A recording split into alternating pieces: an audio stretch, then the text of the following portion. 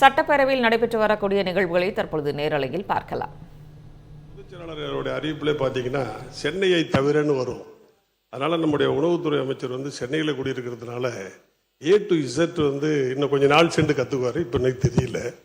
இந்த நடப்பு ஆண்டில் விவசாயிகள் நெல்லுக்கு பயிரிடுகிற அடி உரம் இருக்கு இல்லையா, 20க்கு 20 பாமணி 20-20ன்னு பேர்.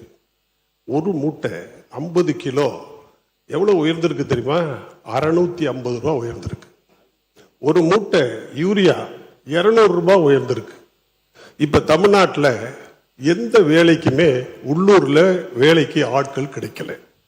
இப்ப நான் நடவு நடுறேன்னு சொன்னா ஒண்ணு இயந்திர நடவு நடணும், இல்லைன்னா மேற்கு வங்காளத்திலிருந்து ஆள் வருவாங்க.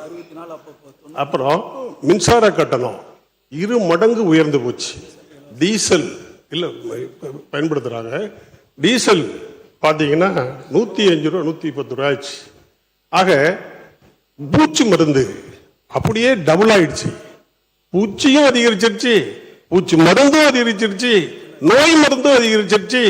ஒரு வாரத்துக்கு ஒரு தடவை மருந்து அடிச்சாதான் நெல்ல பயிரை காப்பாற்ற முடியும் என்கிற நிலை இருக்கிறது.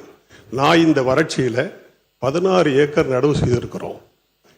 டைரக்டர் வந்தாங்க, தோட்டக்கலை டைரக்டர் வந்தாங்க, டிஸ்ட்ரிக்ட் கலெக்டர் வந்தாங்க, வந்து பார்த்தாங்க.